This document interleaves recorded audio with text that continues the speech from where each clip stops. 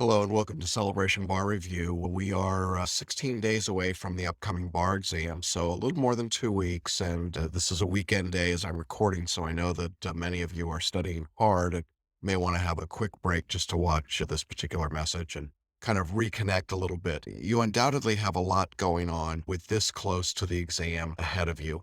And you may feel like it's all on your shoulders. Everything has to happen based on the work that you do and how much you put into it and how hard you study and how much you learn and how diligent you are. And all of those things are true. They certainly will vary by individual, but this is a time when working hard is part of the equation. And it's also a time, I think, when doubt and certainly some fear and frustration seep in. In church this morning, I was thinking a little bit about that. I didn't understand the music that they were playing, so I just drifted off, which I tend to do whenever they start playing that kid rock and roll stuff. Anyway, but I was thinking back, and I'm not sure particularly what made me think about this story, but one of my favorite stories from the Bible is the story of Gideon.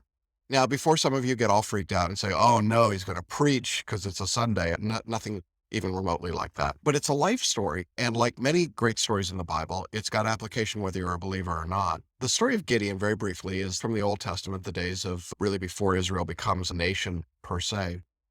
And the Israelites are being beat up pretty badly by some basically invaders, big guys, scary guys. We'll just call them the scary big guys.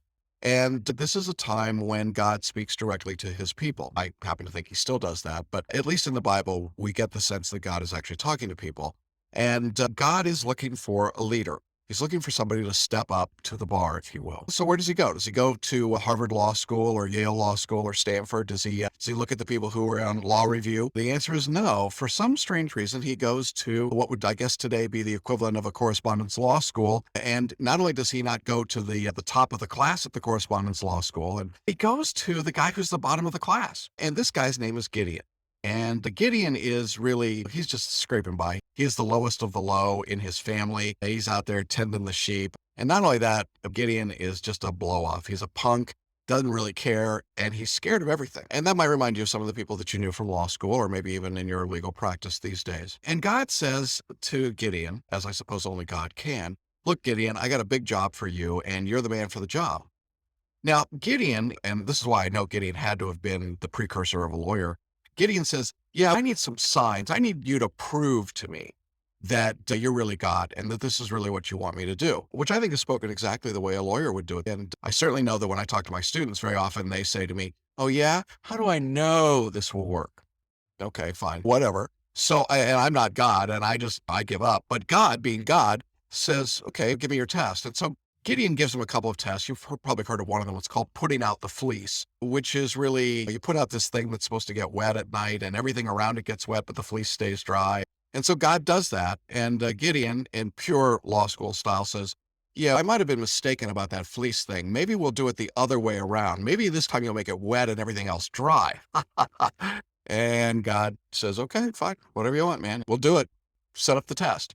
So Gideon sets up the second test, and sure enough, it comes out just the way it's supposed to. And Gideon now is trapped. He realizes that this is much like that moment when the professor is called on you in a Socratic dialogue and you aren't prepared, and you have to stand up and recite, and you don't have any idea what the case was. And so Gideon says, okay, you got me. What do you want me to do? God says, good, I'm glad you're with me. Here's what I want you to do. I want you to go raise an army to go fight the big, bad, scary guys. And Gideon's, oh man, this is really not my thing, God. I'm not really the army fighting kind of guy. And God says, I'm God, you're not. Okay, fine, Gideon says, I'll go raise an army. So Gideon, in the way that all type A personalities do it, goes out and he doesn't just get an army. He raises an army of 30,000 men. Now, I got to tell you, back in those days, 30,000 men is enough to fill up the big scenes with all those Mel Gibson movies. And 30,000 men, the way they fought battles apparently back then is you take your 30,000 men and there are 20,000 men and you go run at each other on this big wide open plain and whoever's left standing wins, which makes a lot more sense to me than some of the things we do these days.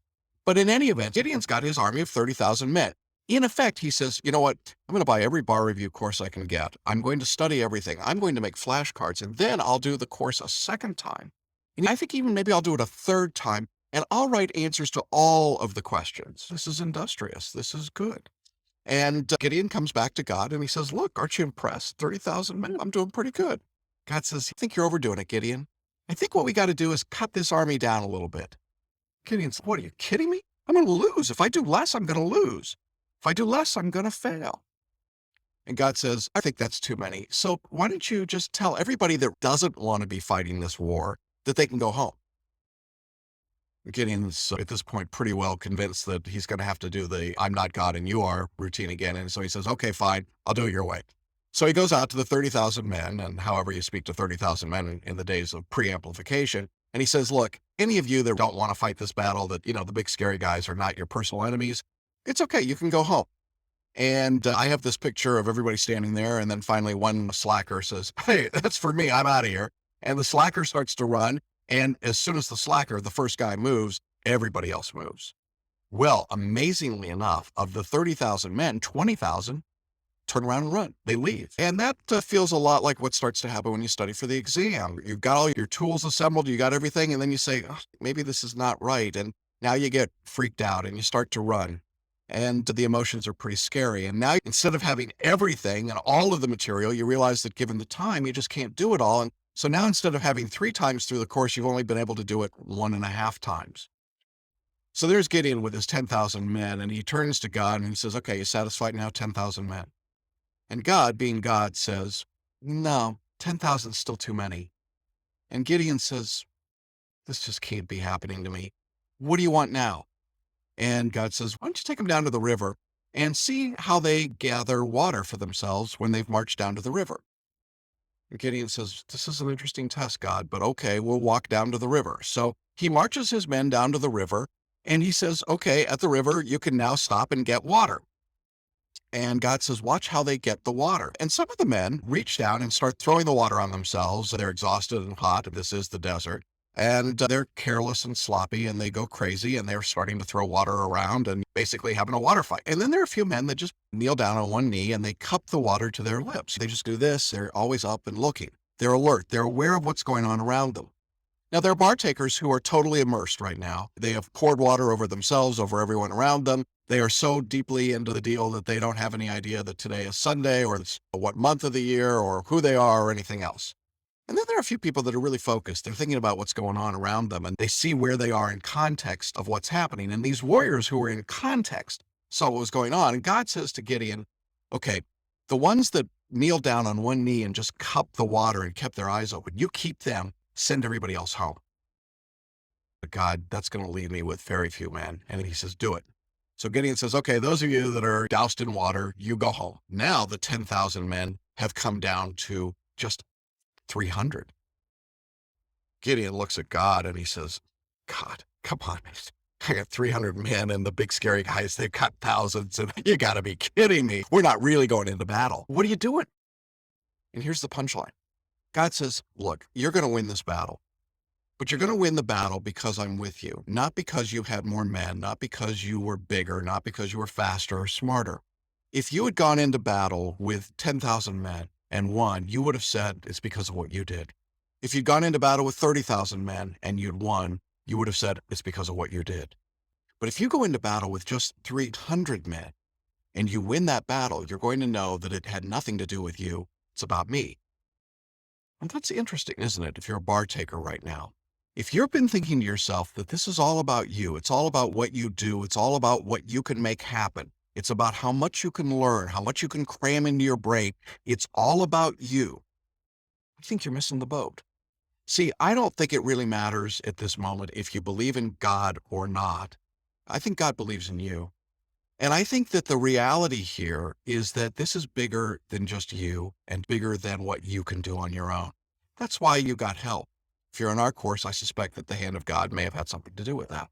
But no matter where you are and what you're doing, I think you need to respect the fact that this might be something you can't do entirely on your own.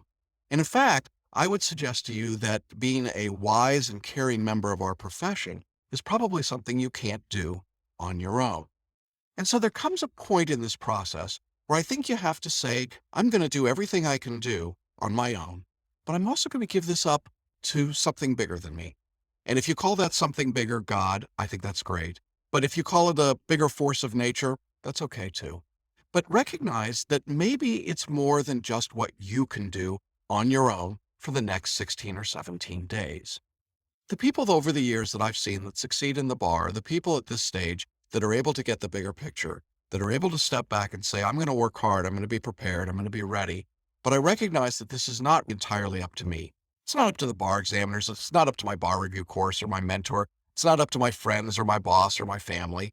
It's about my doing the best I can do and trusting that there's a plan for my life and that the bar review and the bar exam is part of that plan. And then accepting, I think, with a calmness, that's something you probably can't affect a whole lot by working harder or doing more. I'm not suggesting that you stop studying right now or that you do a whole lot less. I'm just asking that you do it with some perspective, that you recognize the possibility that there's a higher force working, and that if you trust some of this to that higher force, to the God of your understanding, that you're going to be a whole lot happier and a whole lot calmer and a whole lot more at peace with yourself, not only for the next couple of weeks, but as you go through the test. So how did it work out for Gideon? He took his 300 men and he went down to the camp where the big, bad, scary guys were at night, as God had told him to do. And he told them to take lights and to encase them inside of these ceramic pots so that they couldn't be seen. His 300 men circled around the camp of the bad guys, and they were quiet, and there was no light. And then, on a command from Gideon, as God had told him to do, he broke open all of the lights at once, and they started making these wild shouting sounds and blowing horn. The big, bad, scary guys in their camp were so frightened, they were so startled by what had happened that they jumped up and they thought that their tent mates were their enemies all of a sudden, and they started fighting each other. And in fact, they killed each other off. Gideon triumphed with 300 men, and not a single one of those warriors was injured or died in that battle. That's pretty remarkable, isn't it? And Gideon went on to become what was called a judge, one of the first leaders of Israel. If you listen to someone who's wiser, if you take advice and you do what you're told to do, and you do it in faith and trust, amazing things can happen. I'll leave it to you to decide how that should happen for you in the next couple of weeks. But I would invite you to think long and hard about the story of Gideon. Now, there's a lot of Gideon in all of us. And frankly, I've found that when people step aside, get out of the way and say, okay, God, this is your deal, not mine, and trust that process, they do a whole lot better on this exam. Funny how that works. A God thing or a Gideon thing. Hopefully it's something for you to think about. Have a great study day and a great study week. Thanks.